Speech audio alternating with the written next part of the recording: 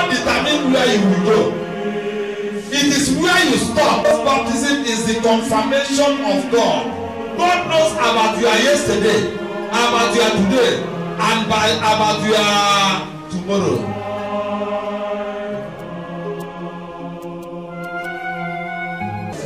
In Jesus' mighty name we pray.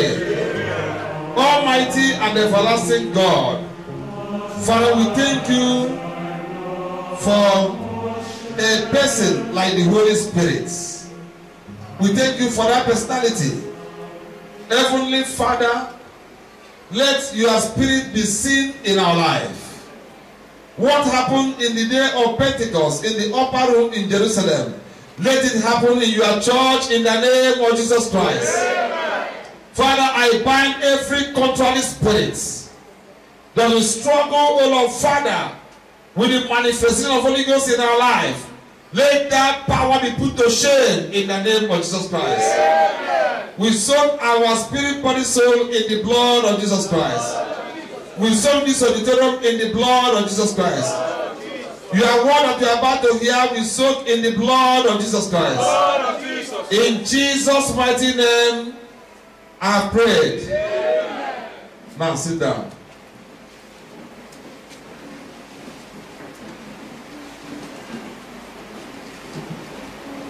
I'm going to read some Bible passages in this message. So make sure your Bible is ready. And according to our death diary, we have there the term that said the promised spirit. So it's almost a similar term, but I am ministering on the term that says spiritual rebirth. Spiritual rebirth.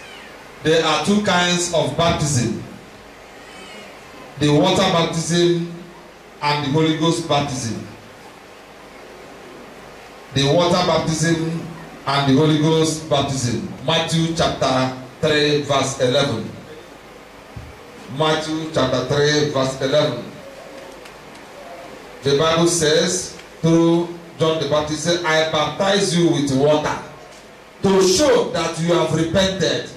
But the one who comes after me will baptize you with the Holy Ghost and the fire. He is much greater than I am, and I am not good enough even to carry his sandals. He said, I will baptize you with water. But the one who is coming after me, that's Jesus Christ, will baptize you with the Holy Ghost and the fire. And if you look at John chapter 7, John chapter 7, verse 37 and to 39. John chapter 7, 37 to 39. On the last and most important day of the festival, Jesus stood up and said in a loud voice, whoever is thirsty should come to me, and whoever believes in me should drink. As the scripture says, streams of life-giving water will pour out from his side. Jesus said this about the Spirit, which those who believe in him we are going to receive. At that time, the Spirit had not yet been given, because Jesus Christ had not been raised to glory. Praise the Lord. So, the Holy Spirit, the Holy Ghost, the water baptism is symbolic to repentance and the readiness to follow Jesus. But people did not understand those things. They don't understand that even when they partake in it. When you have your child or as an adult, because both adults and children both partake in the baptism, water baptism, in our church here. But now, the water baptism is a symbolic to repentance. It shows that you have decided, I am prepared, or you, parents, you are prepared that this child is going to follow the way of the Lord Jesus. But the Holy Ghost baptism is not the same. I will explain it because I'm not talking about water baptism today. Open again to the book of Romans chapter 6. verse 4. Romans chapter 6 verse 4. By our baptism then we are buried with him and share in his death, in order that just as Christ was raised from death by the glorious power of the Father, so also we might live a new life. By our baptism we are buried with him. Now I want to explain something in the scripture. Wherever you see by baptism we are buried, or say the Bible says we die with Christ, what does that signify? It means death in trespasses, that you have left sin at the same time that Jesus Christ left the whole sin of the world on the cross, that you died with him. That is in your human nature, that you are dead to sin, and in resurrection you rise into newness of life. That is what it means. So that is baptism for you, water baptism. So the water baptism is not a symbol of spiritual maturity or a satisfactory evidence that somebody will enter eternal life. Hear this, I repeat. The water baptism is not evidence of spiritual maturity. That you are baptized with water, whether you are an adult or a youth or children, that you are baptized with water is not evidence of spiritual maturity. It does not make you to be a mature Christian. And that you are baptized with water does not give you assurance of living in eternity with Christ when you have died. Hallelujah. Water baptism does not give you that assurance according to the scripture. So one can be baptized with water and still go to hell when you die. I want you to understand there are some certain things we don't put into consideration. That you baptize your child, you name him Emmanuel, you name him Joseph, you name him John, and you name her Elizabeth, or you name her Hannah, or Sarah, or which other, or Mary. It doesn't change the fact if that child is still a sinner. If that child grows up and remains in sin, that you call him Emmanuel will not make him to go to heaven. That you call him in his baptism, what name the child? You say his name is Stephen. Okay, it does not make that child to go to heaven. Because water baptism is just is a choice. Is symbolic to somebody who says, I have decided to follow Christ. And a journey you started here, you cannot decide or determine what happens at the end of the journey. So there is no guarantee that you will reach the end of that journey. It's not a guarantee. Hallelujah. So the water baptism is the confirmation of man. A simple illustration. The water baptism is the confirmation of man. Because if you want to partake, just like today, there are some people will partake in water baptism at our parish, is a confirmation of man. That's the first thing. You have declared, your parents have declared that this one is going to follow Christ. That is what your father and your mother decided, but maybe along the line you are not going to do that. Most people who are killed in armed robbery today, all of them are baptized with water. Am I correct? Most people who are senior cultists or cultic people today in our society, most of them are baptized with water. Hallelujah. So why Holy Ghost baptism is the assurance of God unto one to inherit eternal life. Holy Ghost baptism is the confirmation of God. Now somebody can say, yes, I confirm you to the body of Christ, that you fertilize in the baptism. What we do liturgically, what we do say, I confirm you to follow Christ. But this one, God will say that this one is my own.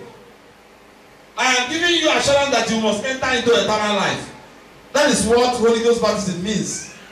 And the many people who are children of God, who have never partake in this baptism of the Holy Ghost, does not see it as a problem at all.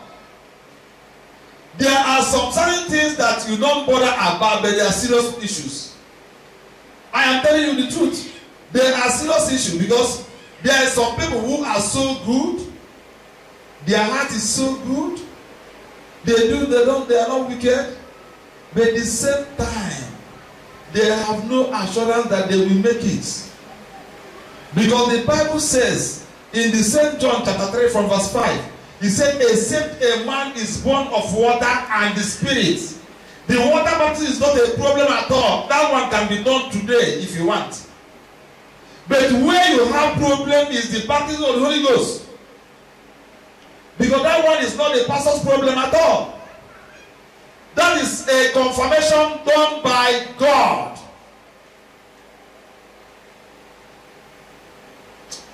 Praise the Lord. It's a confirmation of God. Open your Bible again. In the book of Ephesians chapter 4. Ephesians chapter 4. I will read verse 30. And do not make God's Holy Spirit sad. Don't make him sad. For the Spirit is God's marks of honor, God's mark of ownership on you. A guarantee that the day will come when God will set you free. Do you see it now? It's a mark of ownership. The Holy Ghost baptism is a confirmation of God that this one, you are a special person.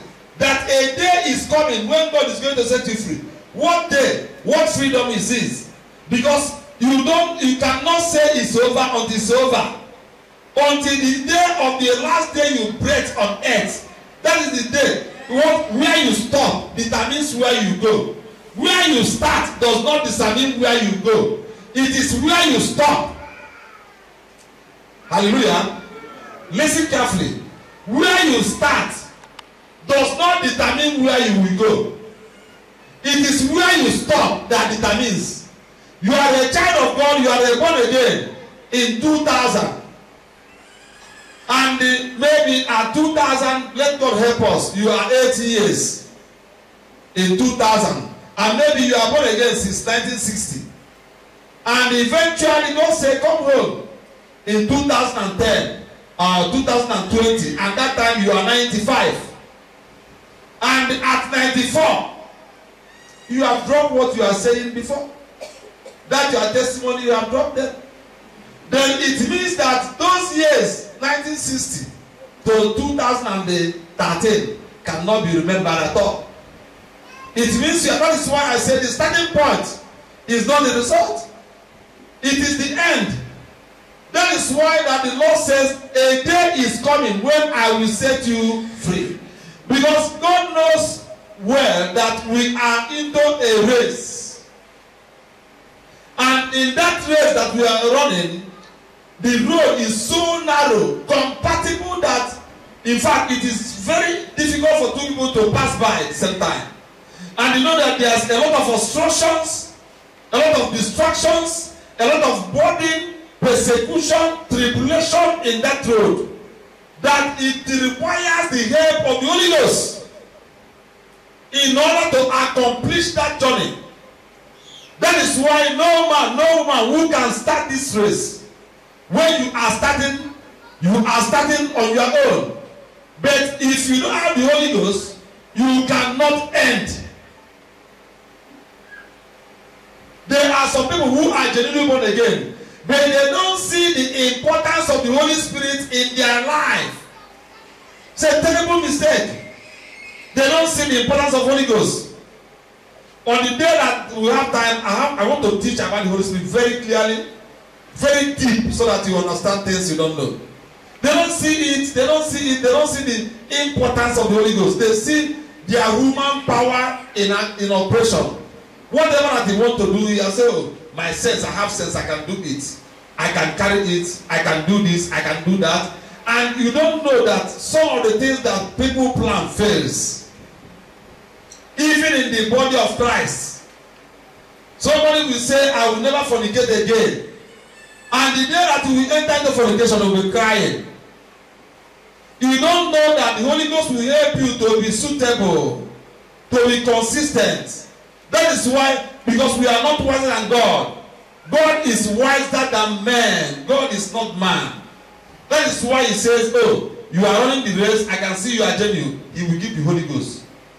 Take this man to eternal life. Take this man to the end of his journey. Take this woman to the end of his journey. Because you know that he cannot do it alone. We cannot do it. We are flesh and blood. Praise the Lord. So, Holy Ghost baptism is also the endowment of power. Holy Ghost baptism also confirms or significant to the endorsement of power. When the Holy Ghost, when somebody is baptized with the Holy Ghost, you have power. You have anointing, you have power, you have authority. Authority over demons, authority over sickness. You have power until the Holy Ghost comes. If the Holy Ghost does not come, there's no, listen, you cannot pray and something will happen. You cannot see anything. You cannot hear anything. You cannot decree anything. Until the Holy Ghost comes, all the apostles, they are just there. Jesus Christ knows very well that what they are going to do requires the presence of the Holy Ghost. And he told them to tarry in Jerusalem until they receive what? Power. What is power? The power they are talking about is not a physical power. He's talking about supernatural. Can you say the supernatural? The supernatural. The power that is beyond human imagination and capability. The power of creation and the power of resurrection. This power that I'm talking about is the power that created what you see and beyond what you see under a twinkle of an eye. And the Lord says, let there be light, and there's light. Let there be ocean, the mighty ocean that the ship travel for months, and the Holy Ghost did it under 1 second. But I want you to understand, it is the same Holy Ghost. They are not two. It is the same Holy Ghost. And the Lord knows very well, without the Holy Ghost, there is no church, because he is the general overseer for the militant church. The Holy Ghost is the original general overseer. Yes, it's true that any person can answer general overseer, yes, but it's correct. But the real general overseer of the church is the Holy Ghost. He's invisible, but he's a person. Hallelujah. Open again, Acts of the Apostles chapter 1, verse 8. Quickly. Acts of the Apostles chapter 1, verse 8.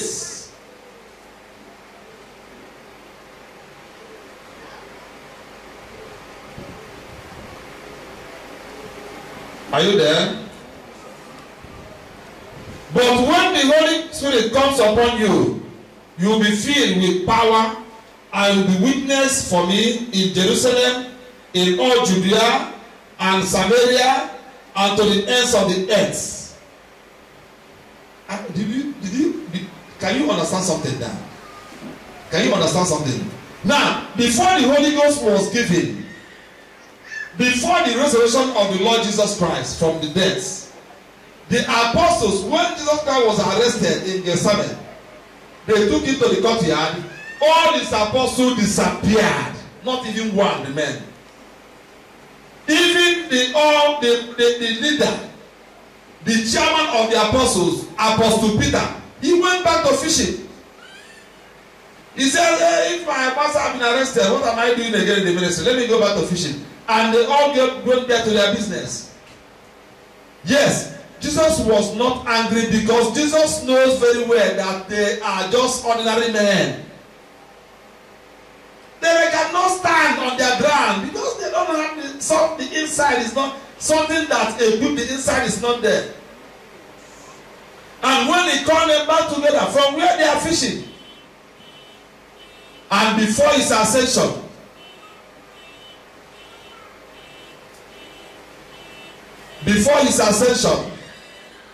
he went and told them that they will go and wait in Jerusalem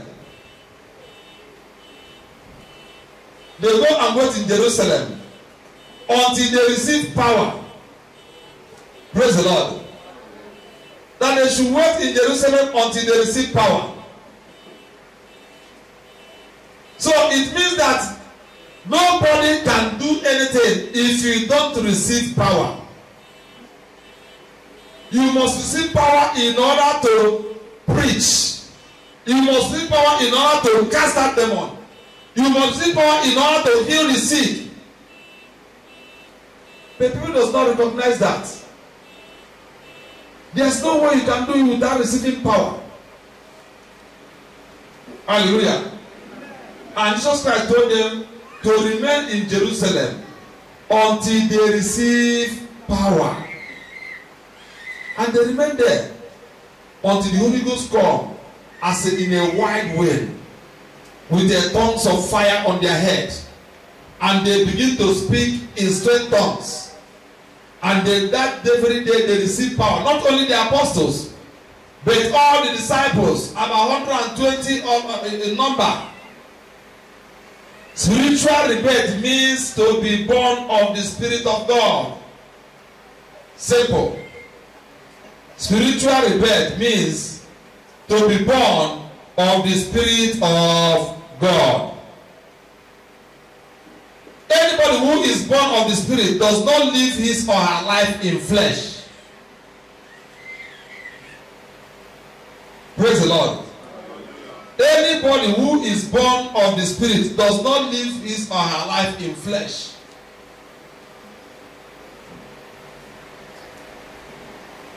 John chapter 3, verse 6 to 8, quickly. John chapter 3, verse 6 to 8.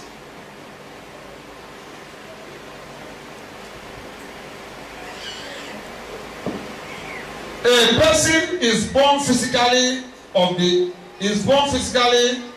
human parents, but is born spiritually of the Spirit. Do not be surprised, because I tell you that you must all be born again. The wind blows wherever it wishes. You hear the sound it makes, but you do not know where it comes from or where it's going. It is like that with everyone who is born of the Spirit. Somebody who is born of the Spirit is not a carnal person. It requires consistency, believing what you have believed from day one, increasing on what you have known. Praise the Lord. Increasing on what you have known to be truth. Some people does not practice that truth that they know. You know that this thing is the truth, that the Bible has said it, and you are not doing it. Live like this and you are living the other way. Do like this and you are doing. Go for evangelism and you say no, it doesn't matter. What I know that is I'm a born again Christian. But the Bible does not tell me that if I don't go for evangelism, I will go to hell. That is your own philosophy. Whatever the Lord will have said, do it. Don't take the word of the Lord for granted. That is why that some Christians, many Christians today are powerless Christians. What you're supposed to defeat are not defeating you because you don't know anything. Praise the Lord. And anybody who is filled with the Holy Spirit or who is baptized by the Holy Spirit, you do everything in the body of Christ with genuine motive. Genuine motive. Genuine motive. Very, very important. Genuine motive. Holy Ghost baptism make one to receive power and authority. One can be born again without receiving the baptism of the Holy Ghost. It is not everybody who receive. Let me tell you something. Somebody can be born again, yes, no doubt about it. But for you to have baptism is a different thing. To be baptized is the second baptism and the more spiritual baptism that supersedes the water baptism. For somebody to be baptized with the Holy Ghost is a different thing. You will experience the unusual in your life. But when somebody is baptized with only water, maybe when you are a child, you are a youth, and they baptize you with water. It's just a normal thing. Praise the Lord. Most of these people who are kidnappers today, they are baptized with water. Most of people who are armed robbers, they are baptized with water. All those politicians who kill people by ritual sacrifice, they are baptized with water. But anybody who is baptized with the Holy Ghost, do you know what it means? God knows about your yesterday, about your today, and about your tomorrow. God cannot make a mistake. He knows about today, he knows about yesterday, and he knows about tomorrow. But you can know about somebody, even your own child. You can only talk about yesterday and today. You can't talk about tomorrow. Most of people who are terrors in the community, they started well. And along the line, they encounter demons and they begin to behave strange. Some of our children in the university who are cultists today, when they are in secondary school, they are so quiet and responsible. Praise the Lord. And along the line, devil met them. So it is only God who knows about yesterday, today, and tomorrow. And because he knows about your tomorrow, that is why he gives you the Holy Ghost. That's why you are baptized. In order to carry out that particular assignment that God has given to you. Now, I want to tell you something. Anybody who is genuinely born again, listen carefully. Anybody who is genuinely born again have the Holy Ghost. I want to teach you something some of you does not know. Anybody who is genuinely born again have the Holy Spirit. That is why all the things that the devil is doing to take you out of the world, God says no. The Holy Ghost says no. That is why you can see some certain things the Lord will reveal to you in the dream. You have the Holy Ghost. But what you don't have is an overflow.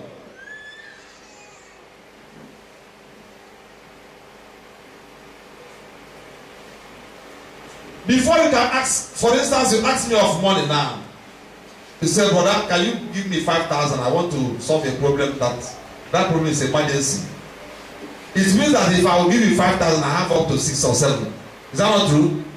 If I have 3, can I give you 5?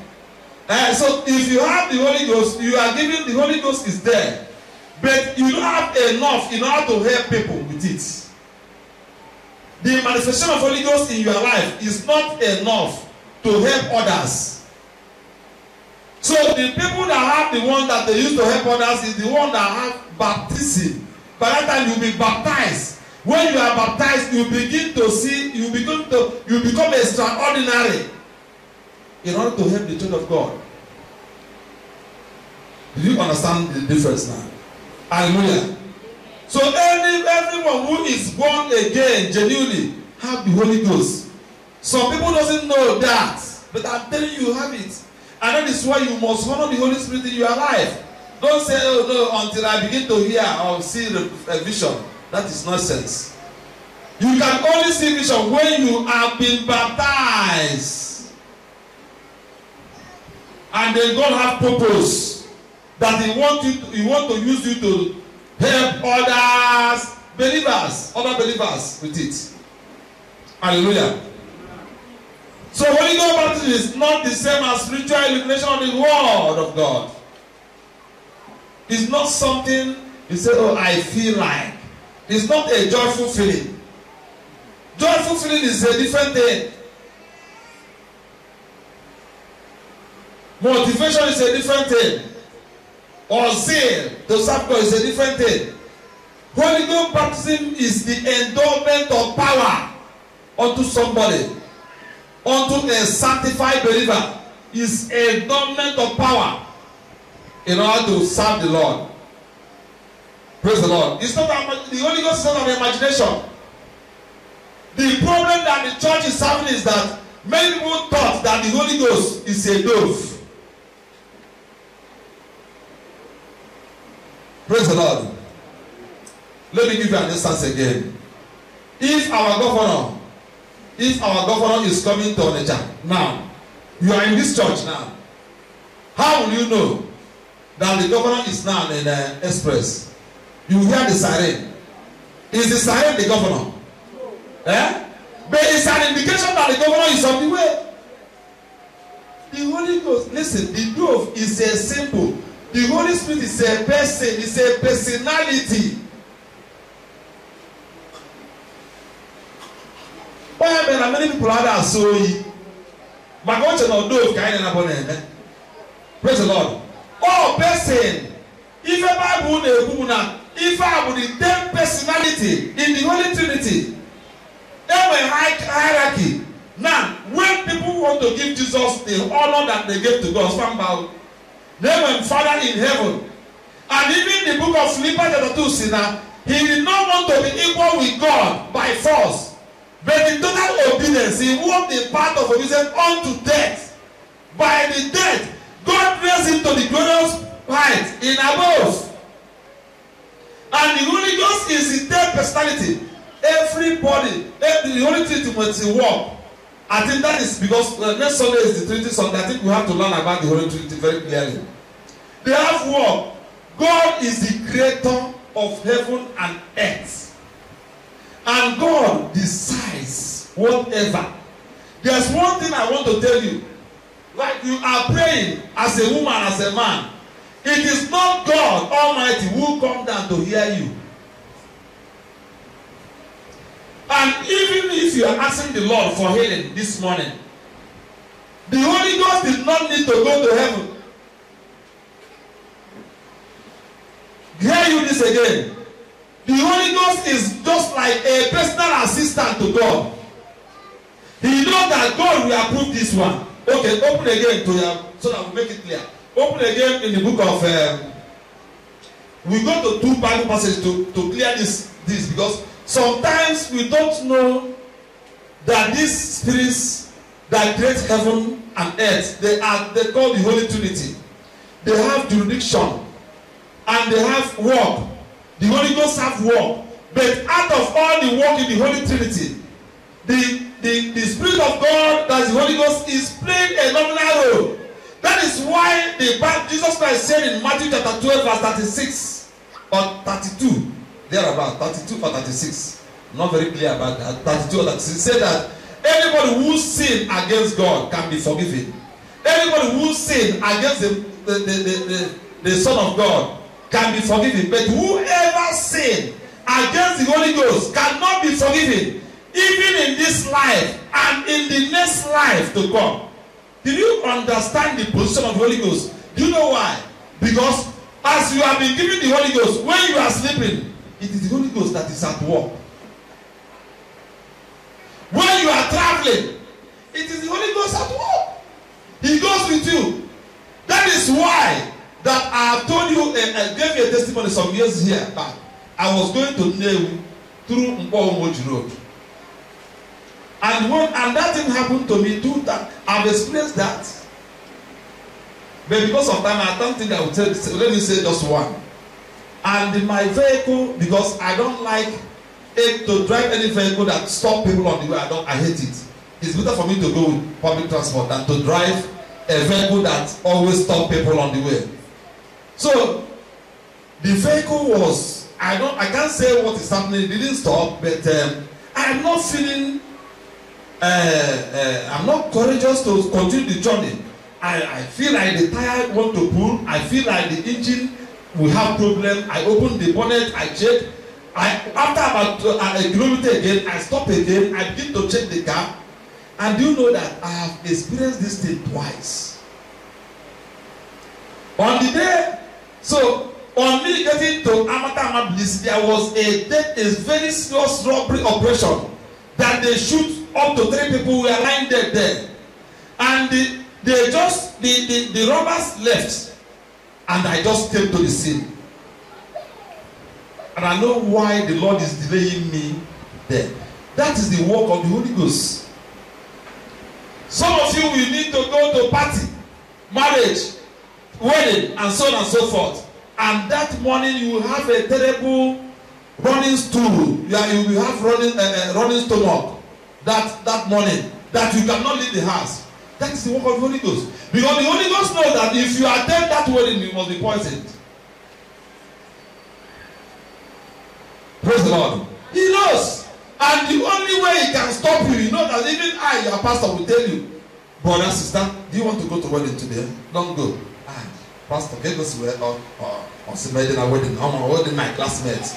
I am bad Nigeria. The Holy Ghost knows maybe they is stubborn at you. And even that now, always go see the other sign in the dream, the man. So the best way to save you, the man will run his stomach. Before he recovers, he is very weak. The man will. Mboge di na poge, mige bro mba pasisigo. If you say the cross you nature. And these things that happen now do I can say man I am also reform. That is the work of the Holy Ghost. And because he worked 24 hours of the day, that is why God doesn't play. He said that anybody who sin against the Holy Spirit can never be forgiven. Hallelujah. Okay, now open your Bible to the book of Romans chapter 8, verse 26. Open again and First Corinthians chapter 2, verse 10. Let us read first Romans chapter 8. Romans chapter 8, verse 26. Romans 8, 26. In the same way, the Spirit also come to help us, weak as we are. For we do not know how we ought to pray. The Spirit Himself plead with God for us in groans that word cannot express. And God, who sees into our heart, knows what the thought of the Spirit is, because the Spirit pleads with God on behalf of His people in accordance with His will. That is why I said that the Holy Ghost, as you are praying, the person that is in you, because you are a child of God, he don't need to. It is not God Himself. God is mighty. He doesn't come. You cannot stand the glory of God. It is the Holy Ghost that is given to you. He listens to your prayer because he knows the will of God. He says, okay, this one good. This one work. God, he knows that God will approve of this one. Okay, do you know how? Okay, open again. 1 Corinthians chapter 2. I want to convince you very well. 1 Corinthians chapter 2, I will read verse 10. The Bible says, but it was to us that God made known His secret by the means of His Spirit. The Spirit searches everything, even the hidden depth of God's purpose. Do you see it now? So, the Holy Spirit knows even what God is planning to do in your life in the next 10 years. So, He doesn't need any approval differently. So, when you are praying, you know that this one, that God says is next year. You are praying this year. And Holy Ghost will say, okay, He looks in front, He says, no, there is an untimely death. And you are saying, no, God, I want to prosper in that business that I invest my money. Holy Ghost will tell God, no, this man, there is an untimely death waiting on the weekend. Remove it, remove it, remove it. You see why the Bible says in Romans chapter 8 that what the Holy Ghost is praying is in accordance, that He knows that it's not that we don't know how to pray. That the Holy Ghost knows the prayer with ground, a language that cannot be expressed by people, so that God will say approved, because He knows what God will approve. Praise the Lord. That's the work of the Holy Ghost. So the Holy Spirit is not an imagination.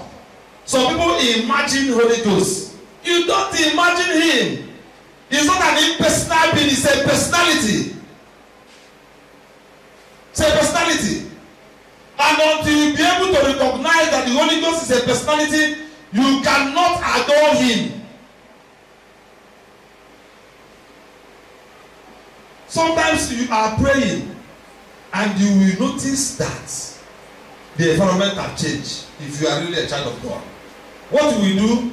Because there are some lengthy prayers you might not nail all the hours. Sometimes you sit, sometimes you kneel, sometimes you stand. And if you notice the environment how it is, you lie down.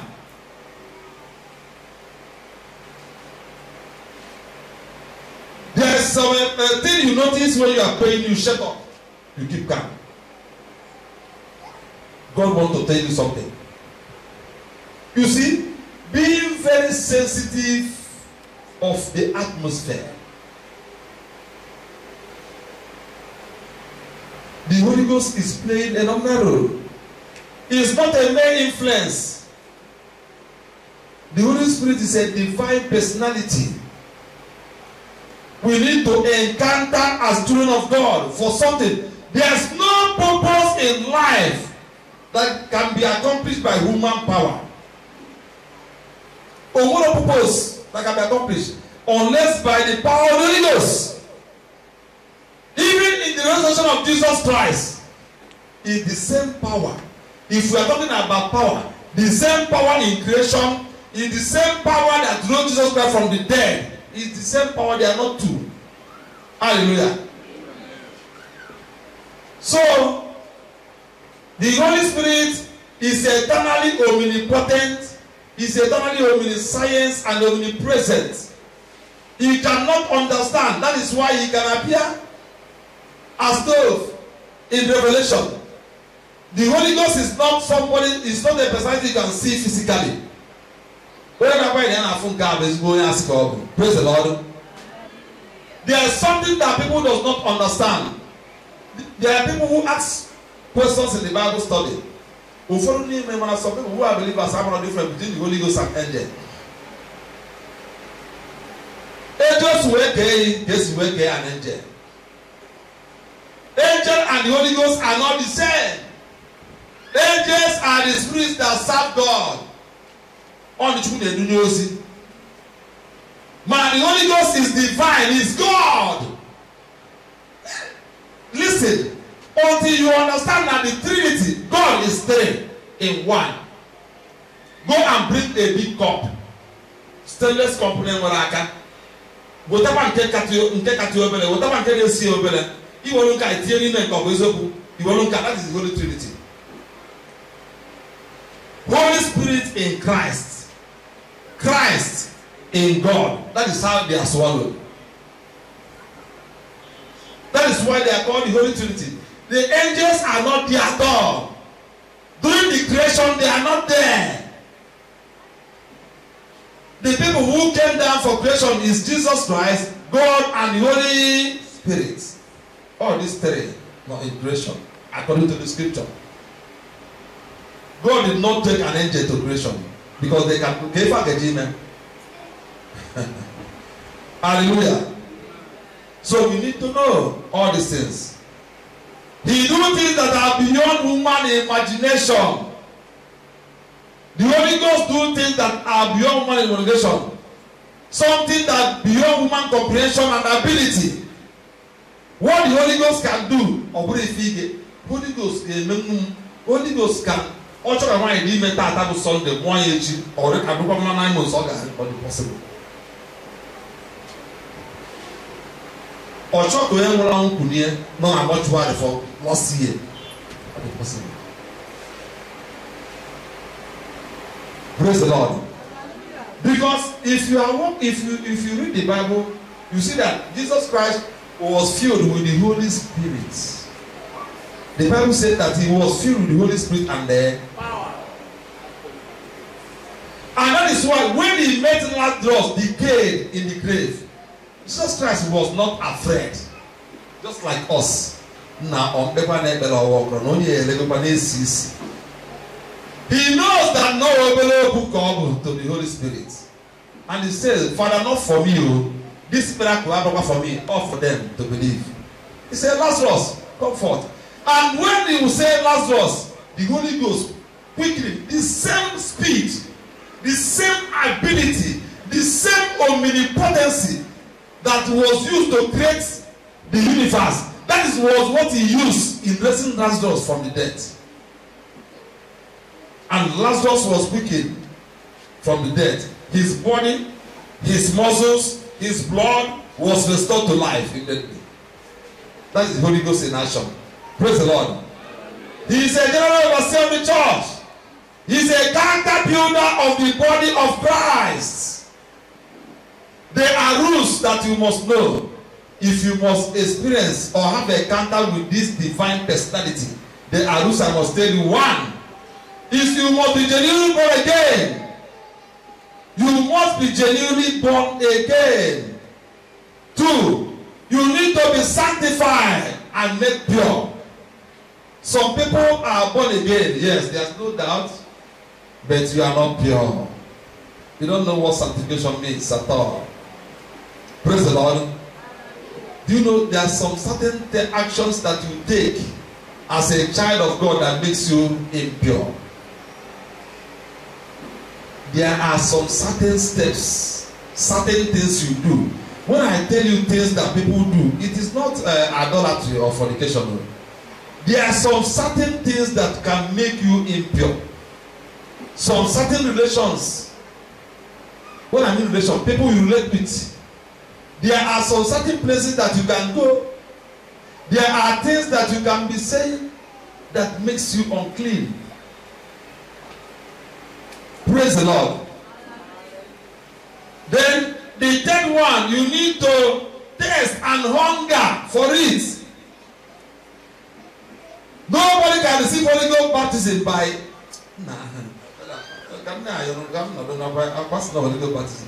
you must test. Do you know what you need most? Oxygen to breathe. If oxygen is taken away, what will you do? Death. That is the same way you can see the Holy Spirit, Holy Ghost baptism in the film out there. You must desire it. Sometimes you will have problem, and you know that you have problem. You need money. You need something. If you need healing, you know that healing is better. Is a need more than money. You need a child. You need this, but you will leave it aside and you ask God, I need the touch of the Holy Ghost. I need to be baptized. It will be the uttermost desire in your heart before you can get it. Despite that you cannot get it. You must desire it. And finally, you need to pray for it. You must pray. If you don't pray for the Holy Ghost to baptize you, you cannot. It's not possible. So this thing that I have mentioned is something that you must need. It's a need you must meet up. And your story will change in Jesus' name. Let us stand on our feet.